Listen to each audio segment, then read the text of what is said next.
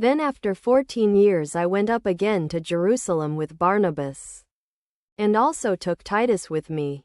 And I went up by revelation, and communicated to them the gospel which I preach among the Gentiles, but privately to those who were of reputation, lest by any means I might run, or had run, in vain. But not even Titus, who was with me, being a Greek, was compelled to be circumcised, and this because of false brethren secretly brought in, who came in by stealth to spy out our liberty which we have in Christ Jesus, that they might bring us into bondage, to whom we did not yield submission even for an hour, that the truth of the gospel might continue with you.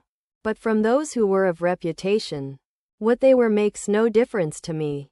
God shows no partiality. They, those reputed, added nothing to me. On the contrary, when they saw that the gospel for the uncircumcised had been committed to me, as the gospel for the circumcised was to Peter, for he who worked effectively in Peter for the apostleship to the circumcised also worked in me, toward the Gentiles. And when James, Cephas, and John, who were reputed to be pillars, perceived the grace that had been given to me, they gave me and Barnabas the right hand of fellowship, that we should go to the Gentiles and they to the circumcised.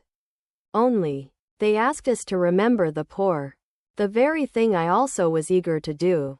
But when Peter came to Antioch, I withstood him to his face, because he was to be blamed.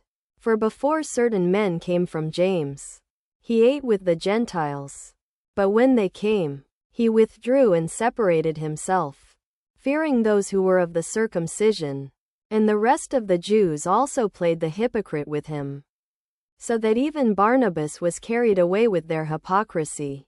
But when I saw that they were not straightforward about the truth of the gospel, I said to Peter before them all, if you, being a Jew, live in the manner of Gentiles and not as the Jews, how do you compel the Gentiles to live as Jews?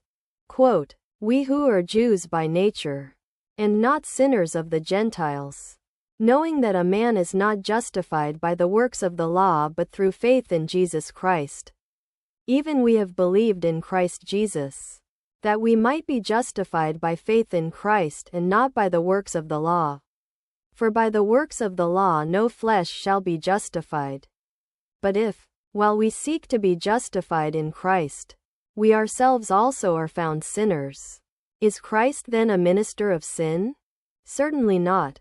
For if I build again those things which I destroyed, I make myself a transgressor. For I through the law died to the law, that I might live to God. I have been crucified with Christ. It is no longer I who live, but Christ lives in me. And the life which I now live in the flesh I live by faith in the Son of God, who loved me and gave himself for me. I do not set aside the grace of God. For if righteousness comes through the law, then Christ died in vain.